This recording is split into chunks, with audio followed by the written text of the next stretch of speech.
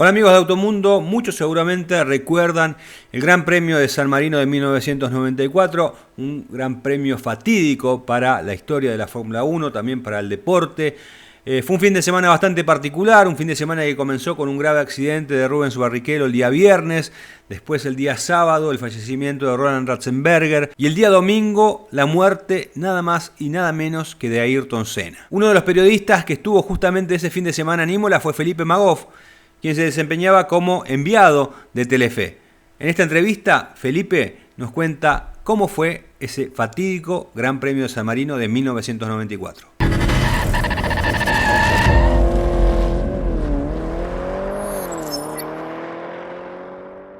Felipe, bueno, la idea es un poco rememorar qué pasó aquel fin de semana del Gran Premio de San Marino de 1994. Imagino que tenés sensaciones vívidas de ese momento que de algún modo cambió la historia de la Fórmula 1. Sí, a mí me tocó estar en Imola ese fin de semana. Me tocó por dos situaciones. Una, porque en esa época en Telefe con Fernando nos turnábamos, Fernando Tornello, nos turnábamos las carreras. Y justo, bueno, por la rotación me tocaba a mí. Y segundo, porque había pedido yo ir ahí porque estábamos terminando de negociar la vuelta del Gran Premio a la Argentina. Claro. Entonces, estábamos en ese fin de semana, inclusive viajó conmigo Federico Gastaldi, que formaba parte del comité para discutir puntos que estábamos dando vueltas, y en realidad fue un fin de semana no solamente nefasto por lo de Ratzenberger y lo de Ayrton, el accidente de Barrichello, sino que a nosotros también, con respecto al proyecto, casi nos hace volcar el proyecto, porque esas dos muertes llevaron a un parálisis total de la Fórmula 1 y prácticamente, bueno, tuvimos que rescatarlo entre mayo y octubre para poder hacer la carrera en el 95, ¿no? ¿El motivo de eso era el tema de la seguridad en los circuitos, justamente? Y sí, porque nosotros habíamos planteado volver a utilizar el 15 en Claro, Buenos Aires.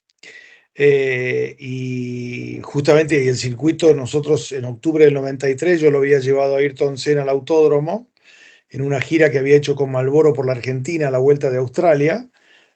Bueno, la idea era revivir el 15 como lo teníamos en la época de los 80. claro. Y bueno, a partir de ese momento de la muerte de los dos, la FIA me dijo: de ninguna manera, no hay nada que puedan hacer para que nosotros le autoricemos el circuito número 15.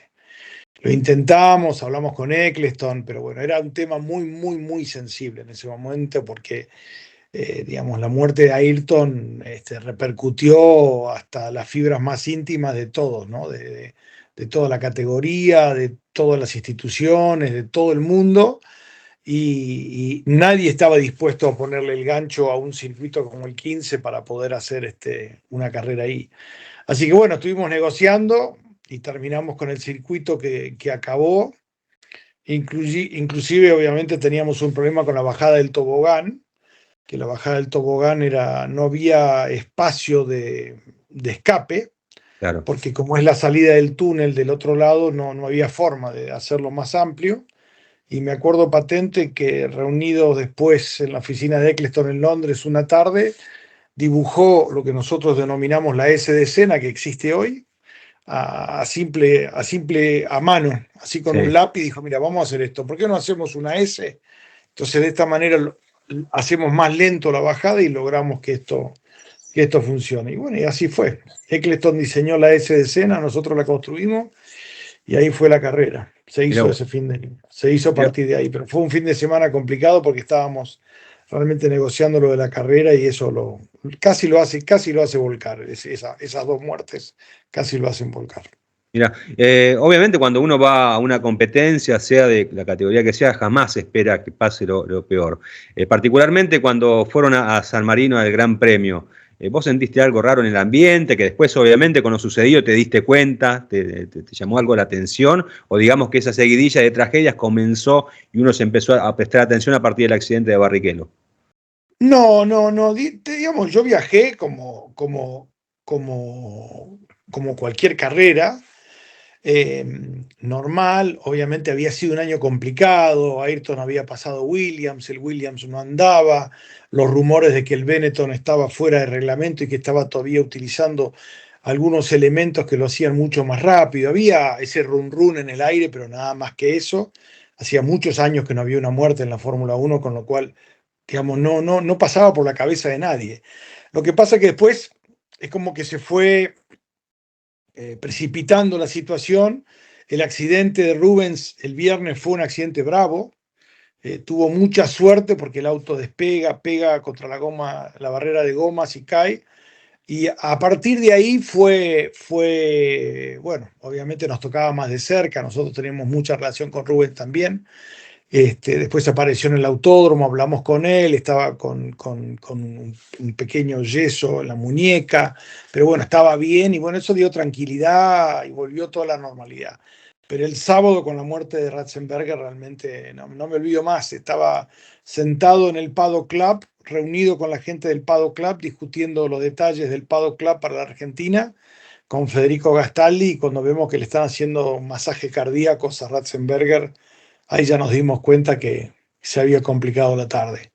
Y de ahí en más fue barranca abajo absolutamente, porque obviamente el humor y la situación de la Fórmula 1 con la muerte de Roland fue complicada el sábado, y obviamente mucha presión, se hace la carrera, no se hace la carrera.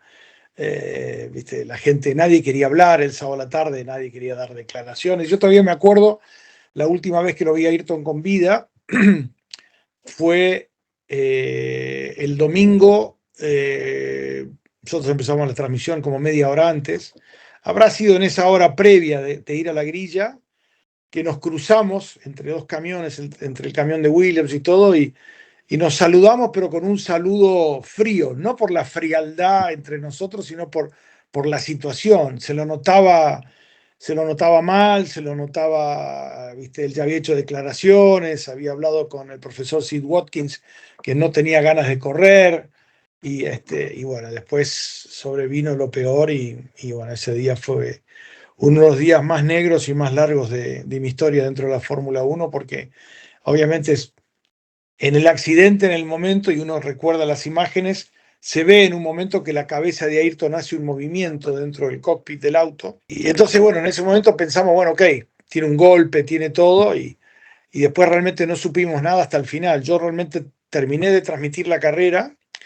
Me acuerdo que había ido con Osvaldo Batelli, el preparador cordobés de los autos de rally, Sí. que me había pedido venir a una carrera de Fórmula 1 y me acompañó.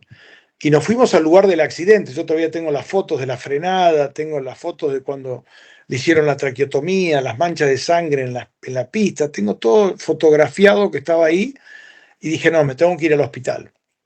Y yo estaba en el hospital en el momento que la manager de Ayrton con el relator de Globo, que estaban ahí, Sí. bueno, ponen una. Yo logré subir al hospital y logré ir al piso donde estaba Ayrton internado. Esto habrá sido 2 horas después de la carrera, una cosa así. Entonces, como estaba la prensa brasileña, yo me colé como sudamericano, Sí. y logré llegar al piso cuando nos anuncian Galvão, bueno, el relator de la Fórmula 1, ahora me acuerdo. Cuando Galvão y la manager de él nos anuncian que lamentablemente había fallecido, y tengo inclusive una foto cuando ponen un biombo y se llevan el cuerpo de la sala donde estaba en terapia a la morgue del hospital. Y ahí me acuerdo que en esa época, estamos hablando del año 94, no había conectividad, internet, estaba empezando, pero no había WhatsApp, no había teléfono, no había nada. Y bajé desesperado, y había unos periodistas franceses, y les compré un cassette, y le alquilé la cámara y me grabé un informe en la puerta del hospital para mandar a la Argentina, porque era el único medio argentino que estaba en el hospital en el momento del anuncio de la muerte de Ayrton.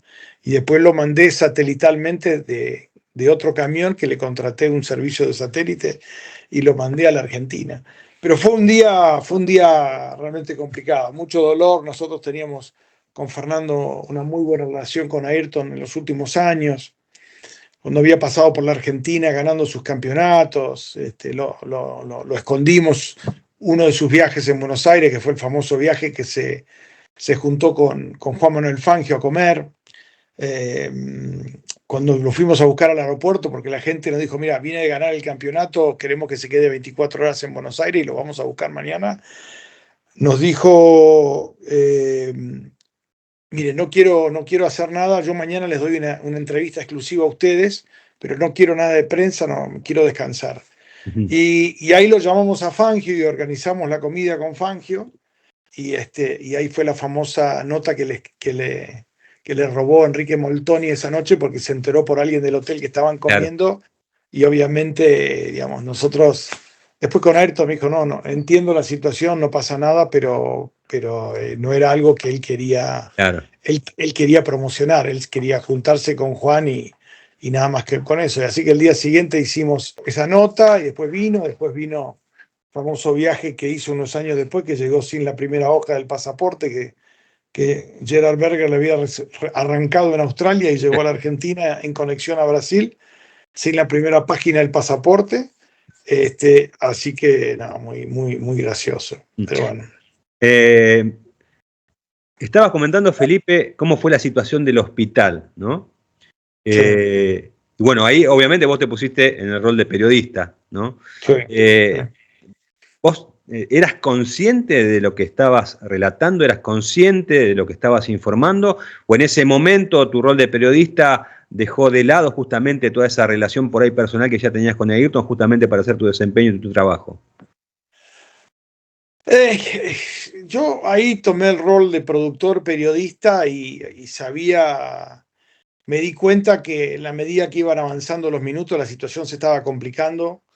Los rumores ya cuando terminé de transmitir la carrera eran que Ayrton estaba muerto, pero la realidad es que, digamos, estaba muerto cerebralmente, no estaba muerto físicamente porque no lo mantuvieron. A ver, una persona que tiene un accidente de ese calibre y que lo atienden,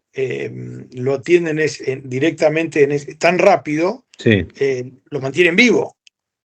Pero no, nada más que por eso estaba vivo, no, más, no había ninguna posibilidad. eh, que eso, nada más, pero era muy difícil.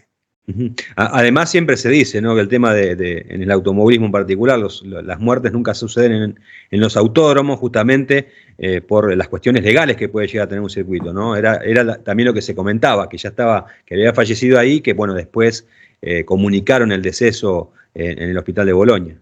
No, no, no, a mí la gente de Ayrton me dijo bueno, que lo habían mantenido vivo dentro de terapia hasta que tuvieran tiempo de hablar con la familia, de poder, Claro, digamos, de analizar, porque en ese momento, bueno, ok, está en coma, perfecto.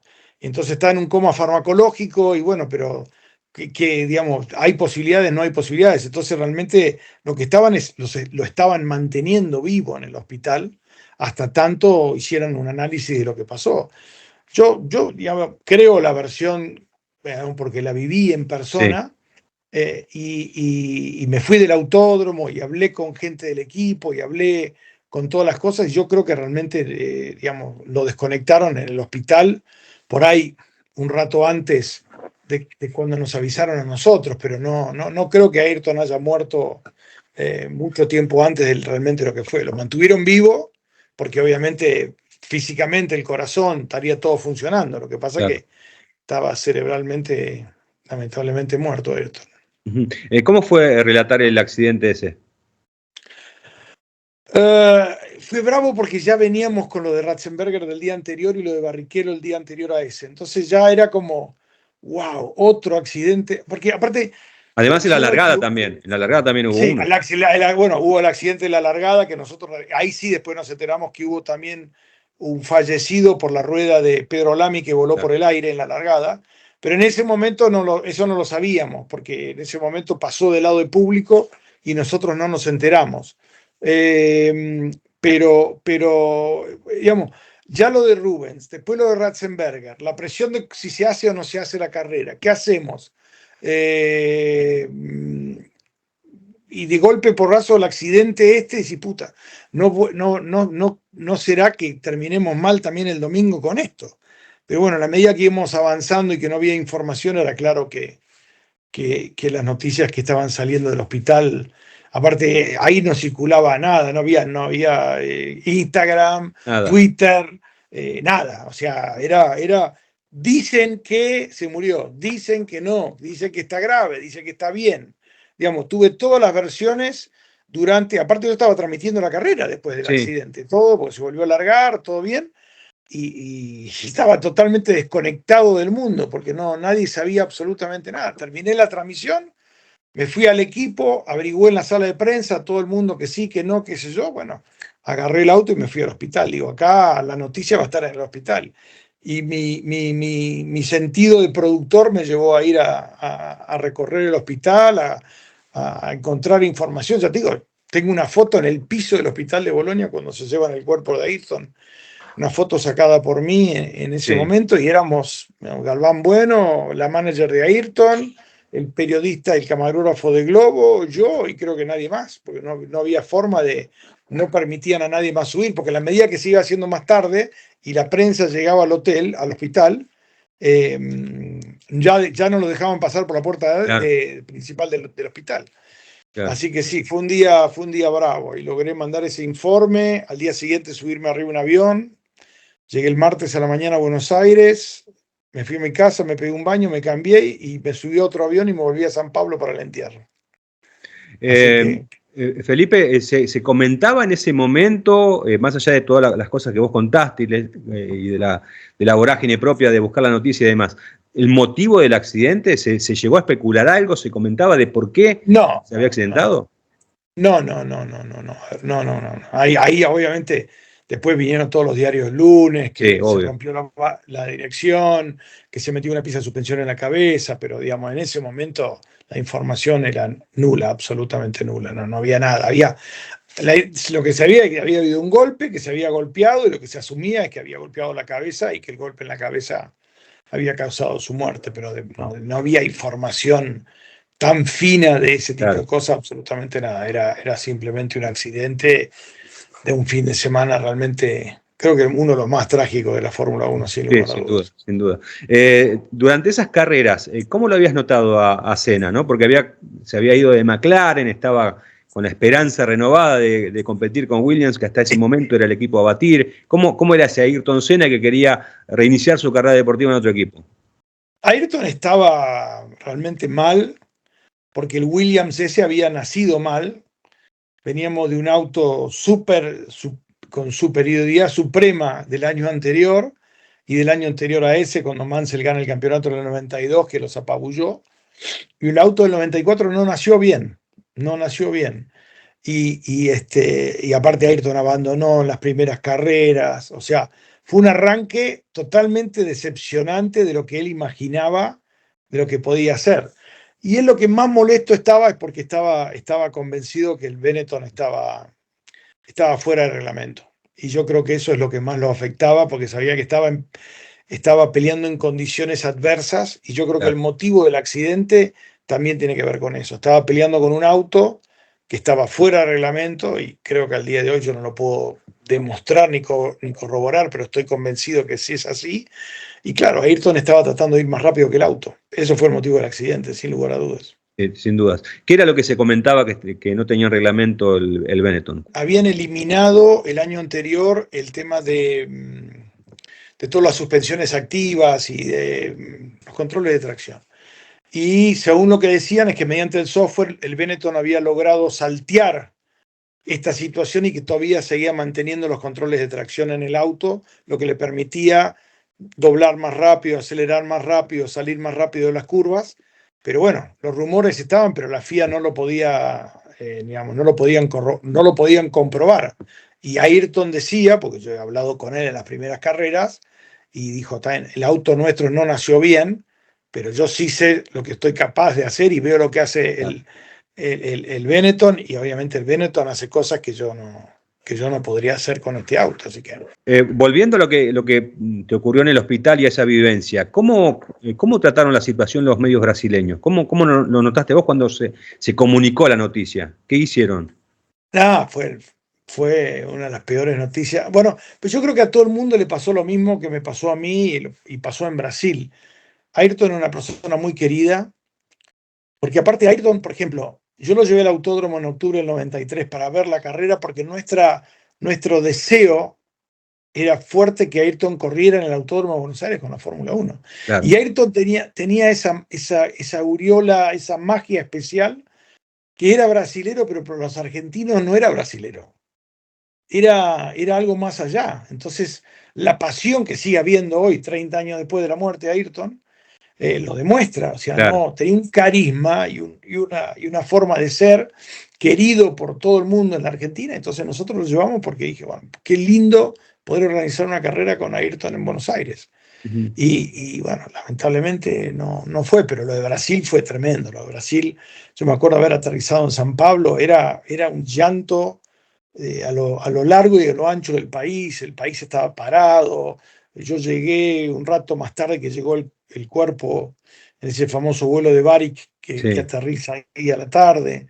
eh, y fue terrible. Nosotros estuvimos en el velorio, en el entierro en el cementerio, la familia, Prost, Williams, Rondeni, Yuya, qué sé yo, ¿no? Stewart, Sí. desfiló todo el mundo por ahí. Y creo que era muy merecido el respeto porque él se había ganado entre sus colegas. Y creo que el más fuerte de la presencia es de los de Alain Prost, ¿no? De que habían batallado tanto, pero creo que el gesto de Australia en 93, cuando lo invita a subir al podio y se abrazan y todo, es como que finalmente volvieron a estar en la misma página y se cortó esa disputa y pudieron salir adelante, esa relación, ¿no? De hecho, creo que en la carrera de San Marino, si mal no recuerdo, también hubo una comunicación radial entre Ayrton y Prost y Senna le decía que lo extrañaba, una cosa así. Me parece que era con la televisión francesa, creo que fue Sí, una no, transmisión. no lo sé, pero yo sí me acuerdo de Australia. Lo de Australia, cuando él se va de McLaren, lo invita a Prost ahí y ahí es como que se volvieron a unir. Habían estado Sí, mucho tiempo distanciados por las peleas entre McLaren y Ferrari y realmente eso fue un lindo gesto. Y lo hablábamos con Ayrton cuando vino a Buenos Aires, y obviamente él se sentía tranquilo con esa decisión. Es como que se había sacado un peso de encima porque no era una persona que le gustaba litigar con nadie y era buena gente. Nosotros la verdad que hemos ido a la inauguración con Fernando del Cartódromo en San Pablo, hemos hecho muchos viajes juntos, estos viajes que te cuento que pasaba por sí. Buenos Aires ganando los campeonatos. La verdad que todavía Fernando y yo retenemos una lámina firmada por él en su último viaje que dice a Fernando y a Felipe con mucha estima, a Ayrton Senna, campeón del mundo, y enumera los 3 campeonatos y al final del último voy a poner puntos suspensivos porque ya van a venir más. Y ahí todavía lo tenemos y lamentablemente Mirá no vos, vinieron más. Sí, mirá vos. sí. Creo que el tema de la relación de Senna con los argentinos también me parece es que viene también por el respeto que Senna le sentía justamente a Fangio. Me parece que lo idolatraba tanto que era que uno lo tomó como un compatriota más a Senna, ¿no? Bueno, yo te voy a contar el llamado este que te menciono cuando Sí, él llegó a la Argentina, en el 91, cuando ganó el campeonato. En el 91 fue, el 91 o el 90, no me acuerdo. Eh, Le pide hablar con Fangio, entonces lo llamamos del teléfono celular a Juan Manuel y le dice, Juan Manuel, hice justo lo que usted me indicó y somos campeones.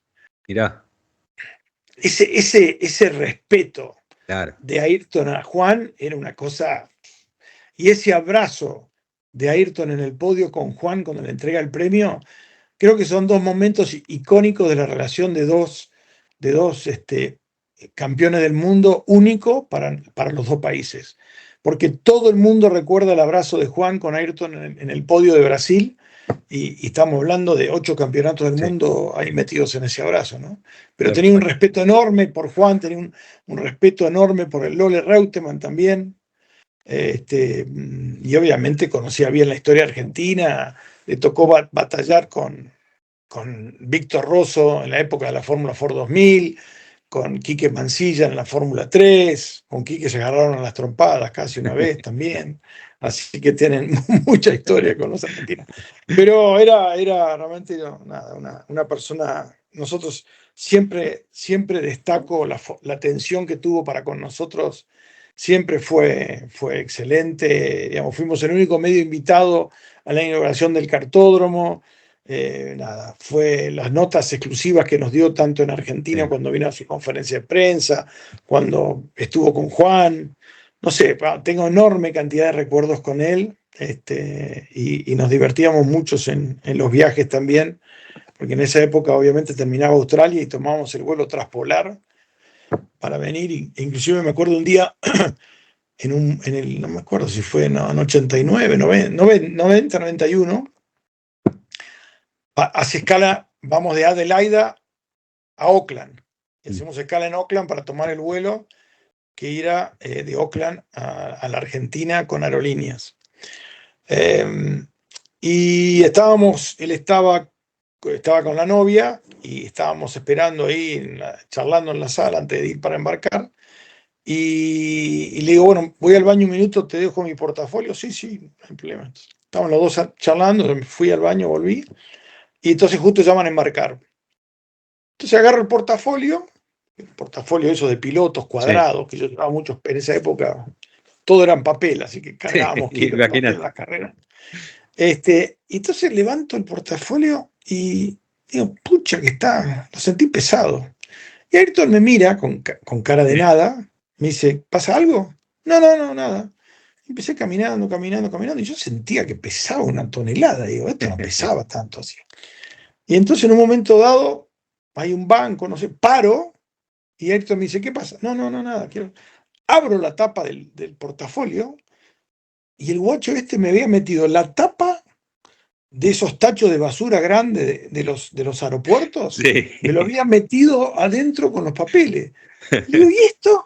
No, quería ver tu cara cuando pasara por la máquina de rayos X, a ver qué les Le ibas a decía. decir, por qué te llevaba la tapa del tacho de basura. Digo, pero bueno, a ver si me meten en cana por llevarme la tapa de un tacho de basura. Está muerto de risa con la anécdota y bueno, es una de las tantas anécdotas Qué que lindo. sí, pero bueno, lo bueno que en mi historia lo pude disfrutar, igual que Fernando, siempre lo vuelvo a repetir, tuvo mucho respeto para con nosotros y nosotros para con él, así que es una linda historia de uno de los grandes de la Fórmula 1.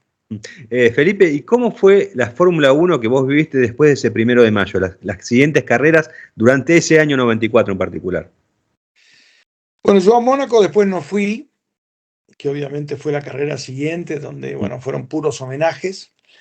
Y después la Fórmula 1, ese año hubo más accidentes, ninguno fatal. Pero fue un año complicado para la Fórmula 1. Fue un año complicado porque las dos muertes esas, no me acuerdo, pero creo que la muerte anterior a lo de Ratzenberger y Ayrton fue la de Paletti en Canadá del 82. Creo que no había Claro, visto puede muerte ser. antes. Entonces habían sido muchos años, 12 años que no había habido un accidente fatal. Y el accidente fatal, digamos, sin menospreciarlo, ¿viste? Había sido un piloto en un Ocela de Sí. categoría más baja, lo mismo que Roland Ratzenberger, que obviamente la muerte es la muerte de todos, pero me refiero que lo que pasa es que lo de Ayrton fue un golpe. Ayrton era uno de esos pilotos que creo que nadie imaginó en la Fórmula 1 que se podía morir en un accidente. Claro. Y eso creo que marcó la historia posterior, la marcó mucho más. Si Senna hubiese estado vivo y hubiese salido ileso de ese accidente, ¿cómo pensás que hubiese sido la vida de él? ¿Qué pensás que hubiese hecho Senna? Yo creo que hubiese ganado el campeonato del 94. eh, Porque obviamente a Damon Hill se lo robó Schumacher con esa maniobra, Eh, digamos, en Adelaida chocándolo después de haber chocado con la pared. Si no, hubiese sido Damon campeón, y si Damon estaba ahí a ser campeón, Ayrton tenía muchas más posibilidades con el auto que habían desarrollado posterior a Imola para ser campeón. Eso ya le hubiese dado un cuarto campeonato y yo estoy seguro que hubiese pasado por Ferrari hubiese hecho la gran Lewis Hamilton. claro. Paso por Ferrari antes de irme y después no sé si hubiesen quedado en 4 títulos, 5 títulos, pero pero sin lugar a dudas, a ver, uno mira los récords en esa época, Sí, poles, victorias y todo, iba rumbo a hacer lo que ha hecho Lewis Hamilton y Max Verstappen más recientemente en la historia de la Fórmula 1, ¿no? Seguramente hubiese pasado por Ferrari porque él le tenía ganas de ir a Ferrari, como todos los pilotos tienen ganas de ir a Ferrari. bueno, de hecho, Montezemolo en su momento dijo que habían tenido una charla, ¿no? Como para llegar a un Sí, acuerdo. sí, sí. Sí, sí, sí. Lo que pasa es que cuando ellos querían que fuera Ferrari, Prost firmó un contrato que si él iba no podía ir a Ayrton. Claro, Entonces, ahí se quedó afuera. claro, Y claro. fíjate vos las cosas, que si él hubiese ido a Ferrari, lo más probable es que no hubiese ido a Williams y Sí, bueno, sí, pero bueno, todo hipotético, todo tal cual, tal hipotético. cual. Bueno, la última para terminar, Felipe, si lo tuvieses ahora enfrente a Ayrton Senna, ¿qué cosa le dirías que no le dijiste? ¿Qué le diría? ¿Qué sé yo? Eh, es difícil cuando alguien se va así por un accidente. Eh, a ver, yo tampoco era amigo de Ayrton, no voy a jactarme de que éramos amigos, pero sí teníamos dentro de lo que era el contexto de nuestro trabajo una muy buena relación y como viajábamos y estábamos mucho tiempo también fuera de la carrera, teníamos una relación que lo hacía un poco más cercana que la frialdad del autódromo. Sí, En esa época no era la frialdad de ahora, que tenés que hablar con Checo Pérez de 9 a 9 y 10, y 9 y 10 Checo Pérez se para y se va. O sea, era, no te digo que la época del LOL en el 80, pero era un poco más claro. light. Pero, no sé, yo la verdad que no se me ocurre nada en especial porque creo que disfruté de los campeonatos y disfruté de esas pequeñas cosas que me dio la vida de poder disfrutar, como el encuentro con Juan, como el abrazo con Juan, como las cosas que me hablaba de la Argentina. A ver, Ayrton Senna ya era 3 veces campeón del mundo cuando vino a la Argentina en octubre del 93 y yo le pedí, digo, déjame que te lleve al autódromo, que te quiero mostrar lo que estamos haciendo. Y el tipo tuvo la grandeza de subirse a mi Renault 9, manejado por mí, llevarlo al autódromo, tomarse media hora, 40 minutos para recorrer el 15, ver todas las cosas. Y eso creo que lo pinta de cuerpo entero. No tenía ninguna obligación de hacer ese tipo de cosas. Entonces yo por eso destaco las cosas graciosas como la que te conté recién en el Sí. aeropuerto, como el abrazo con Juan, como venir al autódromo o como, no sé, cuando llegó a la Argentina sin pasaporte y lo tuve que hacer pasar por la aduana para que se fuera a Brasil sin documento porque no tenía un documento. Bueno, Felipe, muchísimas gracias por el tiempo. No, de nada, Diego. Te mando un abrazo grande y esperemos que todos sigamos recordándolo muchos años más al gran Ayrton Senna.